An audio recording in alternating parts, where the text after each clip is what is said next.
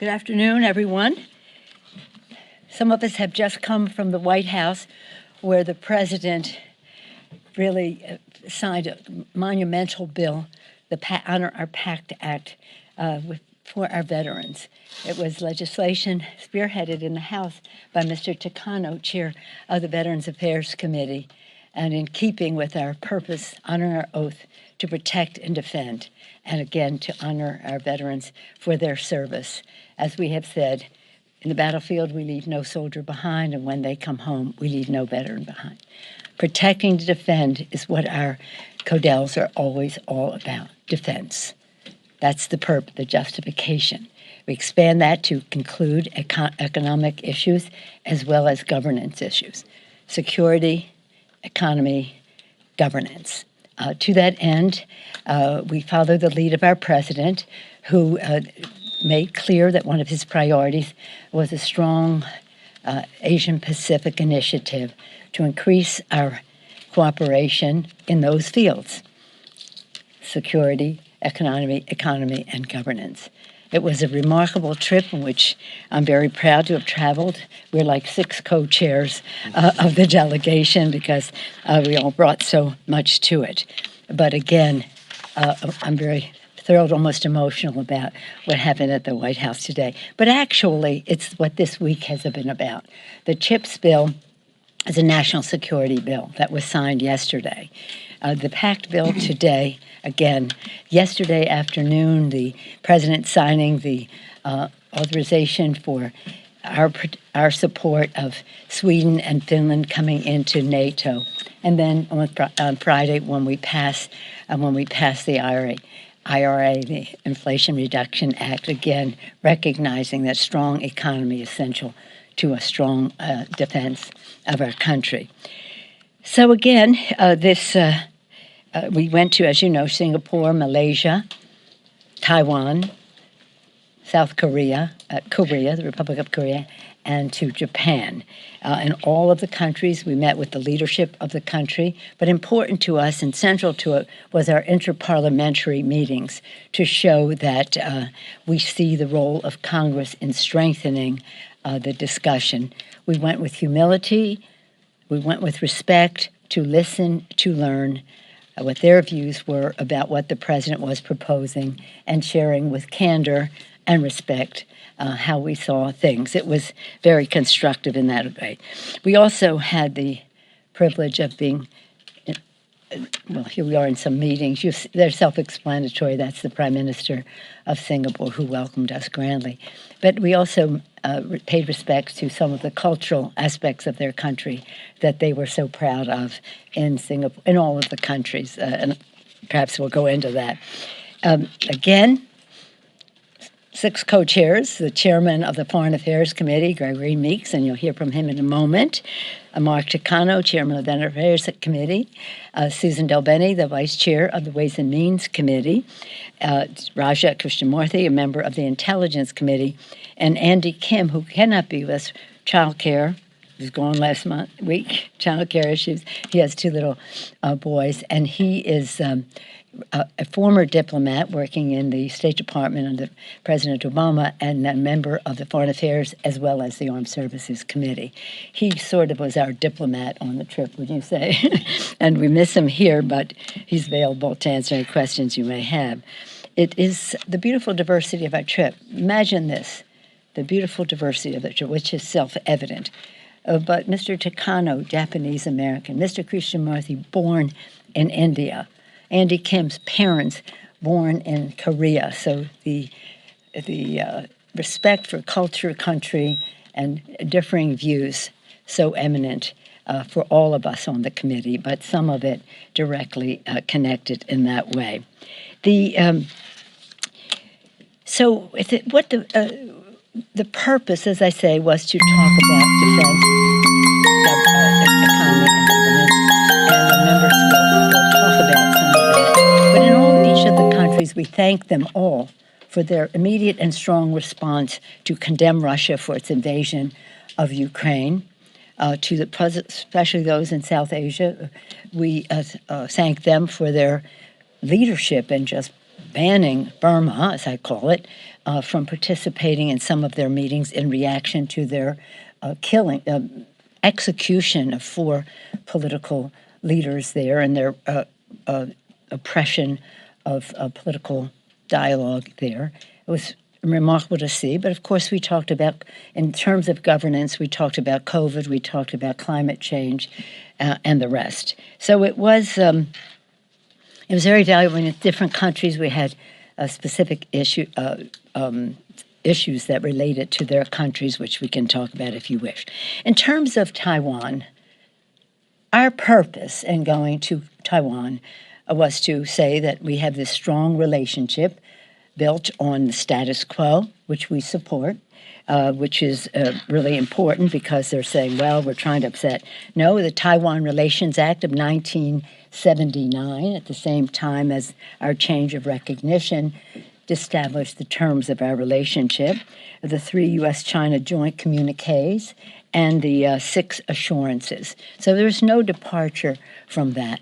But in keeping with that, we will not allow China to isolate Taiwan. They have kept Taiwan from participating in the World Health Organization, other things where Taiwan can make a very valued contribution.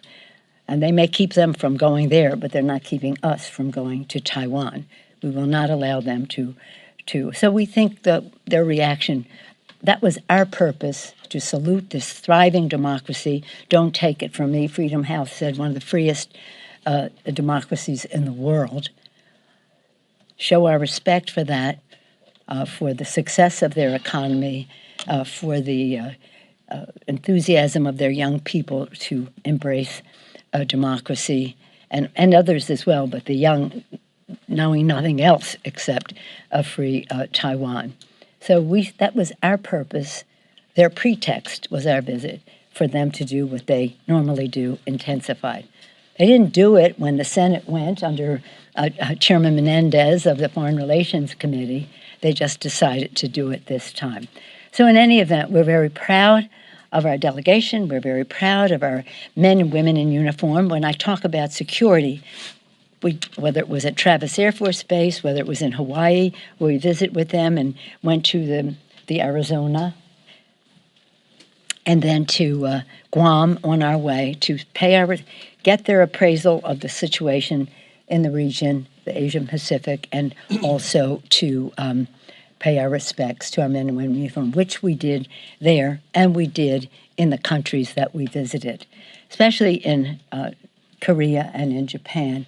And in Korea, we had the privilege, led by the General Takano, to go to the DMZ to get an up-to-date current report of the North-South dynamic in Korea. It was interesting to me because I've been to Pyongyang, I've been to North Korea. It's a horrible place, but again, we were seeing where at the border how things were going. So for these and other reasons, we were very honored to be received. We thanked our host of the host countries. We spent a good deal of time in an interparliamentary way in every country with their speakers and that. And again, we thank our embassies and our diplomats who represent us so well and who made our visit such a success. Just close by saying 2 things. When we were in Japan, we were beautifully welcomed at the Diet.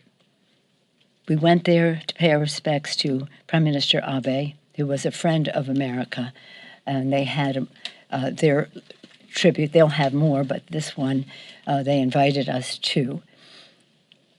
It was very sad, but again, a connection between our 2 countries. And in closing, I just want to thank our president. He has been a president for peace, for security, for economic growth, for good governance, and we're very proud of his initiative, which was the main purpose of our visit and our timing. With that, I want to yield to our distinguished chair of the Foreign Relations Committee, that's the Senate, the Foreign Affairs Committee, and the place where so much of all of this begins, to praise him for his commitment to our security, our economic success, and good governance in all of the countries that we are engaged with. Mr. Chairman. Gregory Meeks of New York. I want to thank you, Madam Speaker, for the opportunity to participate in this very important, very substantial, and very successful CODEL. It was important for us to be there in the region. The people of the region wanted to see us there.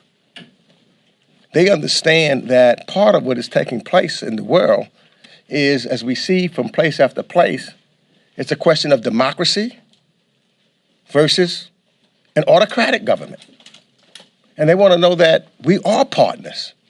And that's why they welcomed us at every stop that we went to, saying thank you for being here, whether it was Taiwan, South Korea, Japan, Singapore, or Malaysia. In Taiwan, we saw people lined up down the streets, over 250,000 people watching our flight land. And then the crowds on the streets saying, thank you for coming. We had the opportunity to talk and to have conversation with various of our legislators, which was really important. And we had to then chat it back and forth on what we're doing. And I had the opportunity as chair of the Foreign Affairs Committee to let them know that we're doing many things, particularly in regards to Taiwan. We've got some bills that were coming out or that have passed already, like the Taiwan Peace and Stability Act. They were interested to know that, like the Taiwan Fellowship Act and the Taiwan Reassurance Act, and provisions supporting the name change of Takano to the Taiwan Representative Office in the United States. Again, it is not us who want to change the status quo. We see that coming from Beijing. And they were so appreciative that we stood to show that we're going to partner with our friends and allies throughout the region. They all have issues, whether it's the South China Sea or the Taiwan Strait. But they want to know that we are there, and they want to see even our soft power. And that's why the conversations that you see with my fellow members, and they'll talk about whether it's working with our veterans or dealing with climate or dealing with what was historic with reference to chips and exchanges and dealing with manufacturing goods in the United States. I conclude just by saying that, and I thank President Biden also for being in the region. He's visited the region and done another thing. So we're in lockstep with our focus and our message to the people in Southeast Asia, that you have a friend, an ally, and a partner in the United States of America. And when you call to ask us to come to visit you, as we did on this trip, we'll be there with you. So with that, I just turn it over to the chair of the Veterans Affairs Committee, Chairman Mark Takano. Yeah, thank you. Thank you, Mr. Chairman. We kind of call each other Mr. Chairman all the time. When we first became chairman, we were just so thrilled in 2018. Mr. Chairman. So good afternoon. I am Mark Takano. I chair the Veterans Affairs Committee, and I was honored to attend this congressional delegation, be a part of the congressional delegation with Speaker Pelosi and our colleagues here today. And while we were abroad, there was interest with our defense security allies and partners. Some are allies and some are partners. Interesting enough, we visited all very, very robust, inspiring democracies. Some of those democracies have a quote-unquote balanced approach with China. They don't really want the United States to force them to choose sides. But interesting enough, even those that don't want to be forced to choose sides are very, very, very interested in the United States being their security partner. We help them with military armaments and training and training together. And of course, they were interested in what we do with our veterans. I had a long, extensive talk with the defense minister of Malaysia on that topic. I had a chance to speak with, for a second time, with the Minister for Veterans and Patriots of South Korea. We're very interested in moving forward more work on the Korean Valor Act, which was included in the recently passed fiscal 23 NDAA.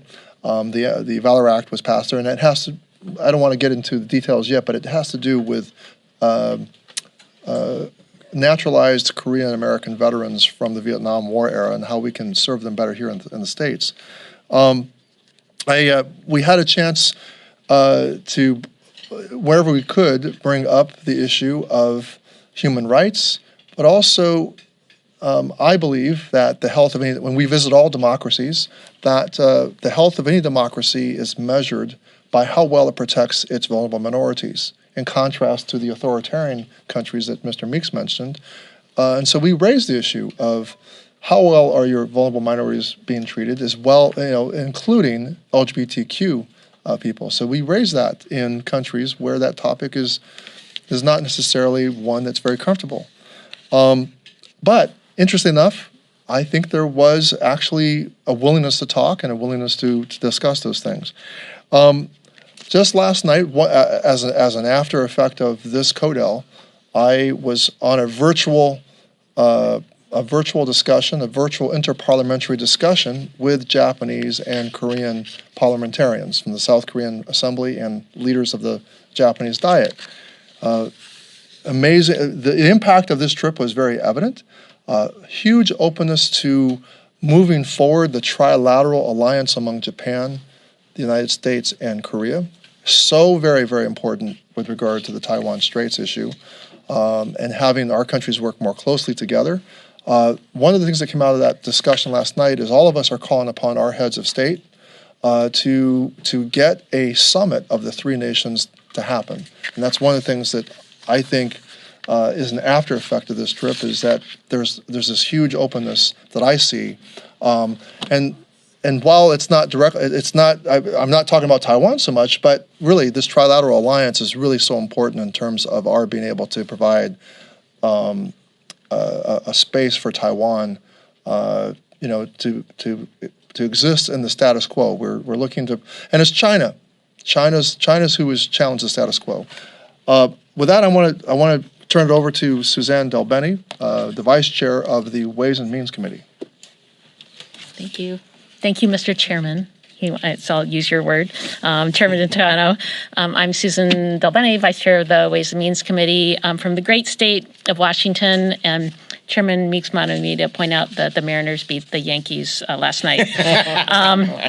It was really an honor to be part of this journey with Speaker Pelosi and our entire delegation. And while it was the first time I visited, I think, every country since I've been a member of Congress, I have visited the region many times in my former career in business and technology, and I know firsthand the very close partnership that we have, the economic partnership that we have in innovation, and the long-term partnerships that's been there that we can build on. In fact, over half of all global economic growth is expected in this region over the next 30 years. So it was a primary goal of our delegation, and the speaker talks about security, economy, and governance. On economy, important goal of our delegation was to talk about how we build stronger economic ties throughout the region. Increasing our economic presence is clearly key to advancing other goals that we have in terms of boosting security and strengthening democracy. So we should be strengthening partnerships and throughout the region with like-minded countries, and we should also be building on the partnerships we have. I think it's very, very important that we are collectively rule makers in the region, not rule takers. This is especially true when it comes to areas where we don't have strong international norms and standards, such as the rules that govern our digital economy or consumer rights in the digital economy. In our meetings, we discussed the opportunities of the new economic initiatives like the Indo-Pacific Economic Framework or the U.S.-Taiwan Initiative for 21st Century Trade, and how we can continue to build on those partnerships to address and strengthen supply chains so our economy, our collective economies are more resilient in the face of a pandemic, wars, or other future shocks. And we also discussed the CHIPS and Science Act that President Biden signed into law yesterday. Another key piece of legislation to strengthen our supply chains and create the resiliency and redundancy that's so important, and obviously to make sure we have increased manufacturing capacity right here in the United States. And it's critical. We talked about, semiconductors are in everything, not just things that we think of traditional technology from, cell phones or computers, but washing machines to ultrasound equipment to trucks and airplanes. The bill also boosts federal investments in research and innovation so that we can continue to lead the way in years to come. And that's an opportunity that we can do throughout Asia also. Our overarching goal is to work together towards shared prosperity, and the speaker talked about shared prosperity a lot on our trip, and how we can use our innovative capabilities to solve new problems, like to address climate change, to advance energy security, to bring down inflation, and to promote equality. So it was a rich conversation, important conversation, one that we will continue moving forward in conjunction with the administration, with Secretary Raimondo and Ambassador Tai to continue to build our partnership there. So I want to now introduce a member of the House Intelligence Committee, a proud representative from Chicago. I think everyone we met knows that Raja Krishnamoorthi is from Chicago. So let me turn it over to Congressman Krishnamoorthi. That's pretty cool. So as a Cubs fan, we're not going to talk about baseball today, sadly. But in any case, thank you so much, Speaker Pelosi, for including me on this particular trip. Thank you to all of you for paying attention to this congressional delegation trip. Our presence in these various countries was welcome because the United States ultimately is incredibly important for the security of the region.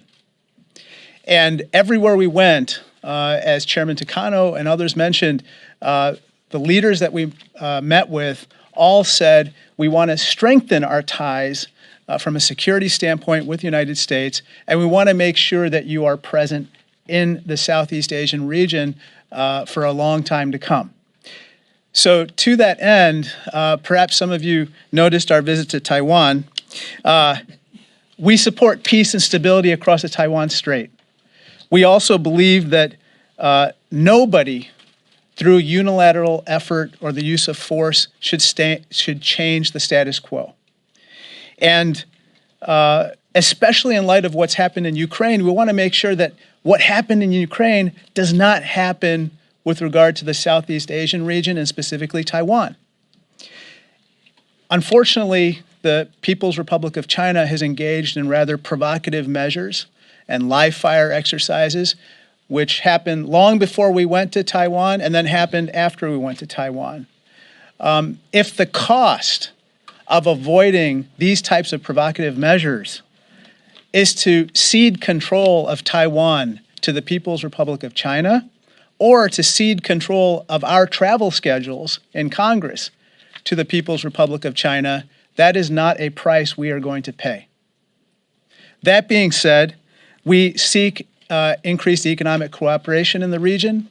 As Vice Chair Del Bene mentioned, we did talk about the CHIPS Act, and in that regard, Taiwan has pledged to invest $20 billion in manufacturing semiconductor chips in the United States. This week, on Friday, we're going to pass through the House a historic Inflation Reduction Act and the largest investment in fighting climate change in our history. We respectfully submit that area of climate change could be a fruitful area of collaboration with the People's Republic of China. Ultimately, we believe that these provocative measures taken by the PRC were an unfortunate attempt to deflect attention from some real problems that are happening within the PRC with regard to their economy and their response to COVID-19. However, we respectfully submit that these provocative measures are going to continue to harm their economy, not enhance it, because it will increase uncertainty for commerce in the region. And as Taiwan's economy and the rest of the region is so intertwined, any further provocative measures will only hurt the Chinese economy. That being said, I'm glad to see that these live fire exercises appear to be easing and these provocative measures appear to be subsiding. And so we look forward to a time of collaboration as opposed to increased tensions going forward. Thank you. Thank you very much, my colleagues. Thank you very much, Cubs fans, Mariner fans, Yankee fans. What are you? What am I? Yeah.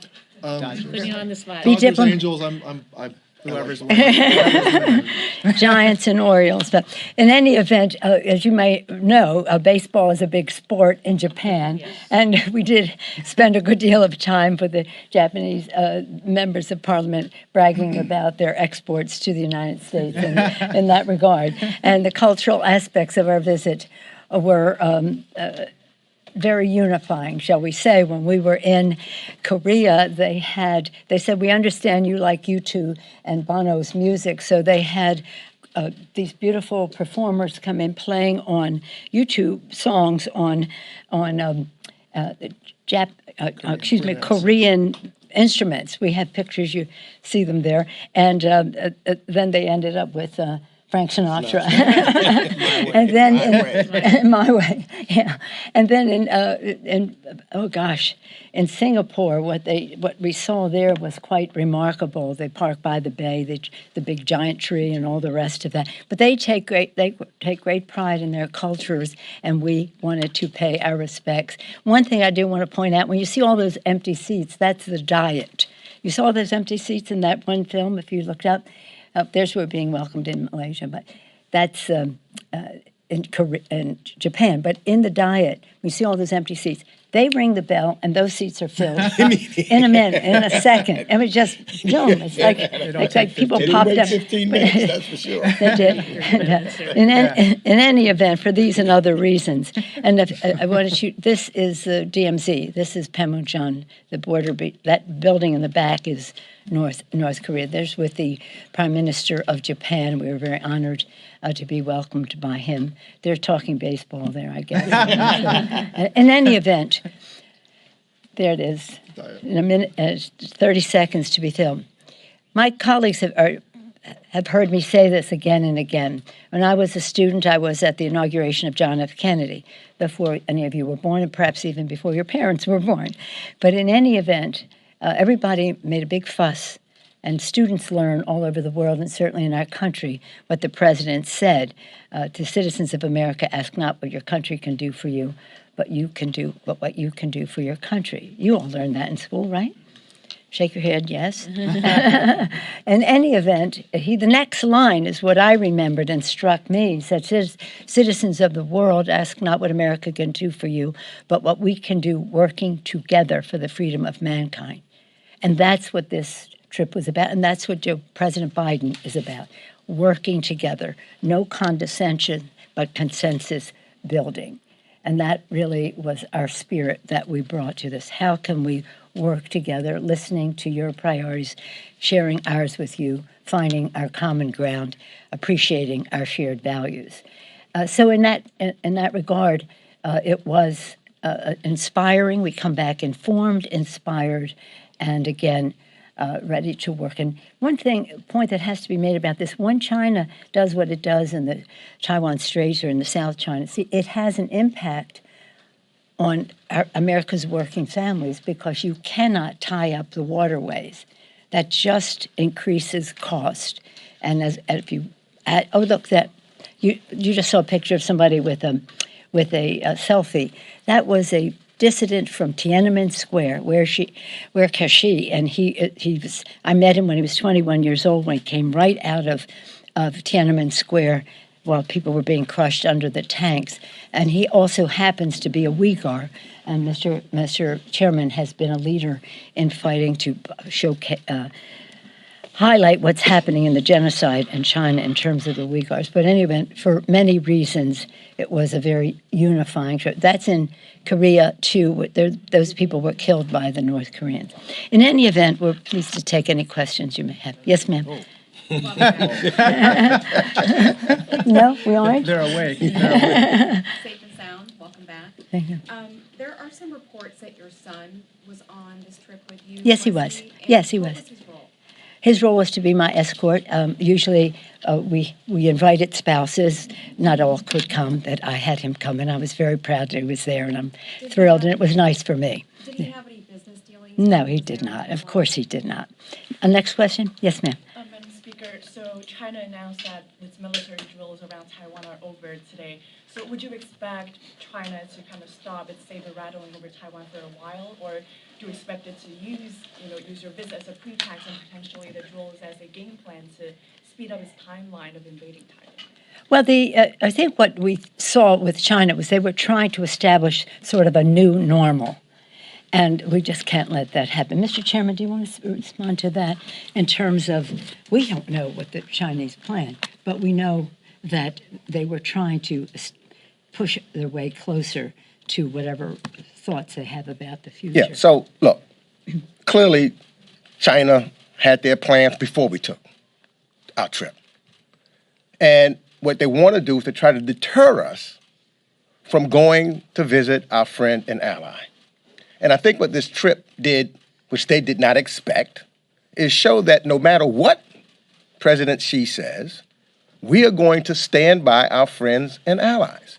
So I think that China now has to take a different viewpoint on it because we are unequivocal on what our positions will be with reference to our friends and our allies.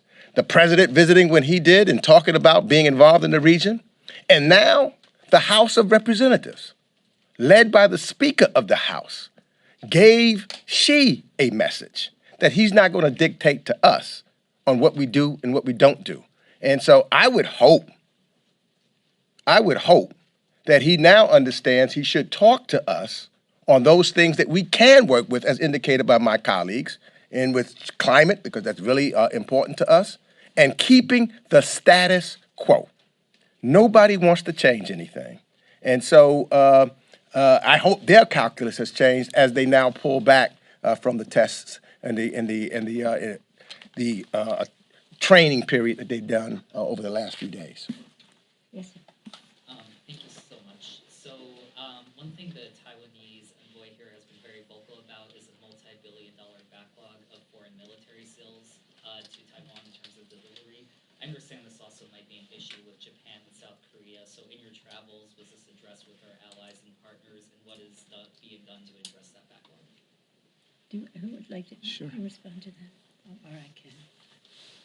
Yes, that was discussed. This is an ongoing issue, and as you know, given the various needs that we're trying to supply with regard to Ukraine, there's increased stress on the supply chain within the defense industrial base. That being said, I can't go into details, but we are taking steps with regard to this particular issue, and we intend to fulfill all of our obligations to all of our partners and others who are counting on us for these vital supplies.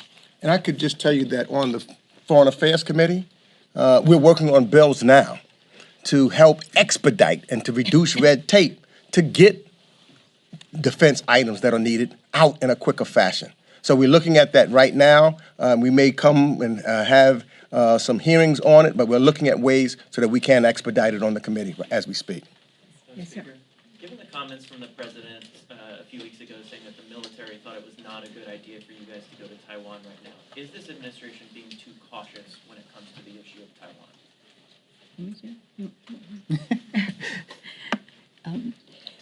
It was we really do not address any questions about our travels before a trip.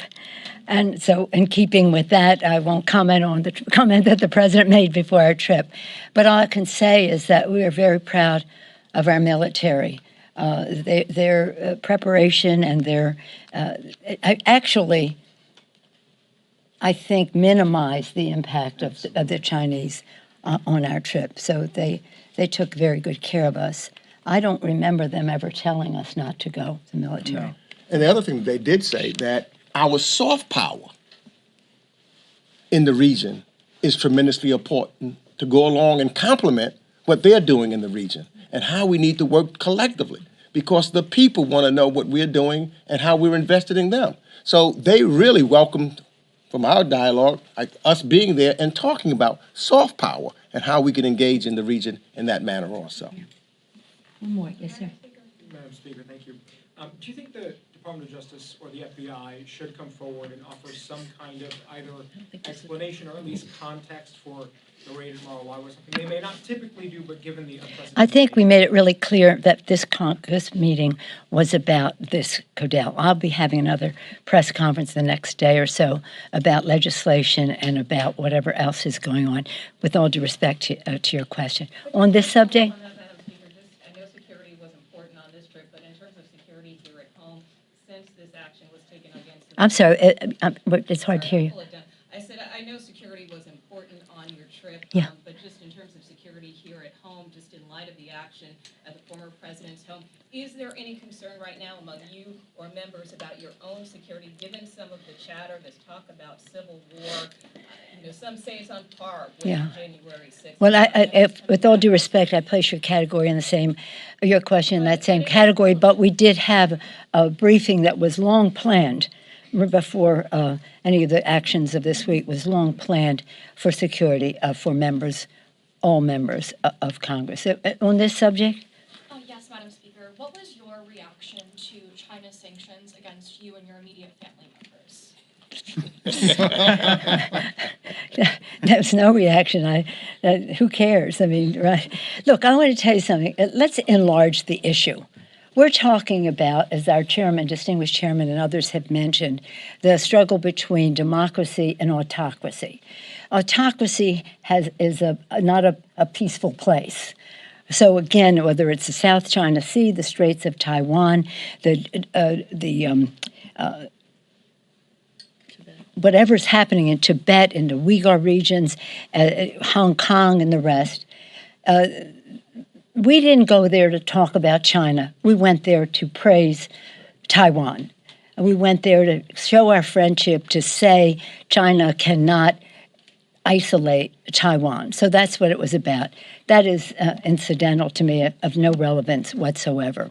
But again, we'll be together perhaps tomorrow or the next day to talk about other subjects. But for now, again, I want to thank my colleagues. They just were so fabulous on this trip because they brought knowledge, they brought values, they brought strategic thinking, they brought respect for the people that we met. And may I just say that while we praised our troops and General Kamara, who took us around, they were fabulous. As you see, every place we could, showcase them, praise them, and the rest. But on the diplomatic side, we were beautifully represented. Ambassador Kaplan, Ambassador McVetter, Ambassador Goldberg, Ambassador Emmanuel. I was leading up to him, and our former colleague, Emmanuel, and then our representative, Al Kirk, in Taiwan. We praise them for their diplomacy, which is very much the soft power that is important to our security as well. We just close by once again saluting our president for what he has done in our North Atlantic relations, which are so important, as well as his initiative with the Indo-Pacific Economic Framework. Thank you all so much. Thank you.